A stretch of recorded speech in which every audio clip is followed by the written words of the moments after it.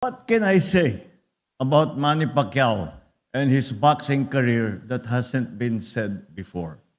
Because all the superlatives that can possibly be used, all the praise that can possibly be had by an athlete have already been heaped upon him and well deserved. And today we are given the opportunity to be in His reflected glory. Dahil alam naman natin that there is no other boxer. Nalampasan mo pa pati si Muhammad Ali. There is no other boxer. There is no other athlete for that matter who gained the plaudits all around the world. And of course, in the Philippines. Saan ka naman nakakita ng atletang Pilipino na pagka may laban, yung nangyayari, pagka may laban, yung putukan sa Mindanao, nagsisisfire muna para manood sila kay Manny Pacquiao. Where did you ever hear of such a thing? Naalala ko, nung build-up sa Hatton fight, nasa London kami. Marami akong kaibigan na English. Sabi nila, how's Manny? Ganun, idol na idol ka. Sabi nila, hirap na hirap sila. Kasi mahal na mahal ka, hindi nila alam kung kanino sila kakampi. Dahil si Hatton galing doon sa kanila, pero ikaw yung idol nila. Nung pauwi naman kami, nasa Hong Kong kami nung actual na laban. So naghanap kami ng lugar kung saan kami makapanood. Nakahanap kami ng sports bar. Alam mo, remember Lisa, we went, nakahanap kami ng sports bar. Punta kami sa sports bar, manunood kami. Eto na, yung mga undercard, yan, naglalaban. Pumasok, may mga pumasok ng mga English. Tapos, nandun sa likod namin. Ayan na. Sabi ko, kami nag-aalala kami. Sabi ko, alam mo, inaalala ko, dahil alam namin, si Hatton, lakas sumuntok dun eh. Sabi ko, baka masaktan si Manny. Baka, delikado yan, dahil ang lakas nga sumuntok. Yun ang pama niya, malakas ang sumuntok. Ayan na, nag-umpisa yung fight.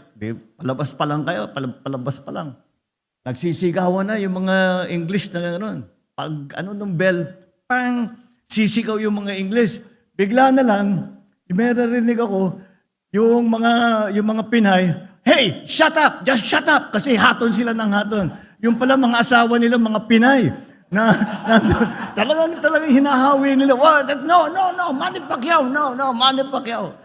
Yun na, sabi ko talaga, ibang klase. Totoo yan, that's a true story.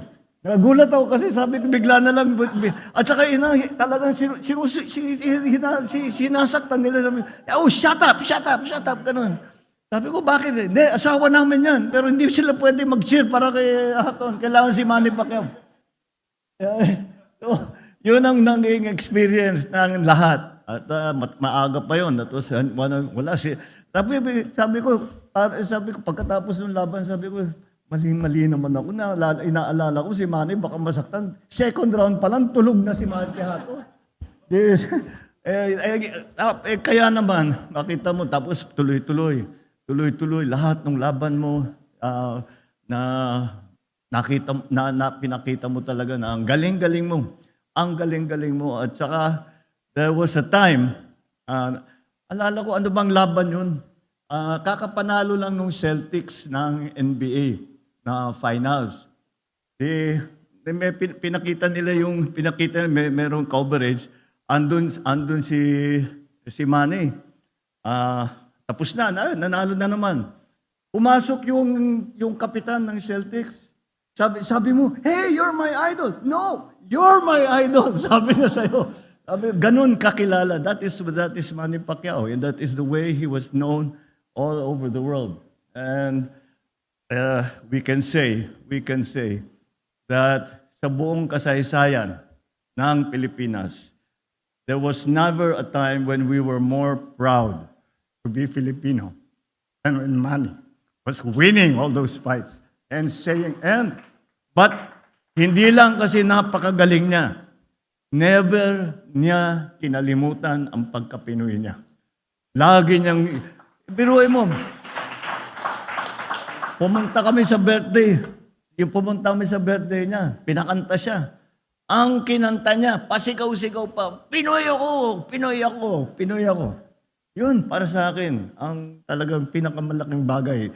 Gaya ng sabi niya salita, these are the souvenirs or the memorabilia from my journey. And but more importantly is the Filipino people. And he has never forgotten that. And that was always a source of admiration. Dahil maraming Pilipinong sumikat sa iba't ibang, hindi lang sa boxing, pero sa iba't iba. Kung minsan parang hindi na Pinoy yung kausap mo eh. Parang nakalimutan nila ang pagka-Pinoy nila, nakalimutan na doon sila lumaki, nakalimutan nila doon sila sumikat. At ngunit si Manny, never mo mararamdaman yan. And you cannot find a more humble, a more devoted and God-fearing person than Manny Pacquiao. No matter gaano kasikat siya, gaano kakilala, there was nag-survey nung one of your last fights, nag-survey sila na the most famous person in the world was Manny Pacquiao. Kilala ka kahit saan sa buong mundo. And that for me, sabi na, Pinoy yan. Huwag yung kakalimutan. Pilipino yan. At lagi naming hindi natin makakalimutan yon. The time that we felt the glory of being Filipino. Hindi lang kami proud, naging mayabang talaga kami. Kami may Manny Pacquiao. Kayo ba? May Manny Pacquiao kayo? Wala, kami may Manny Pacquiao kami. Ganun ang pakiramdam. Yan ang dinala mo sa amin lahat. Dinala mo sa Pilipino, sa bawat isang Pilipino, both those living here in the Philippines and those abroad. At ginawa mong fans ang buong mundo, naging supporter mo, naging fan mo dahil napakagaling mo. But there is a side also to Manny that maybe most people do not know about. I remember when we went for the dinner during the awards sa Elorde at pinuntahan namin. At lumabas, lahat ng mga boksingero na wala na silang hanap buhay.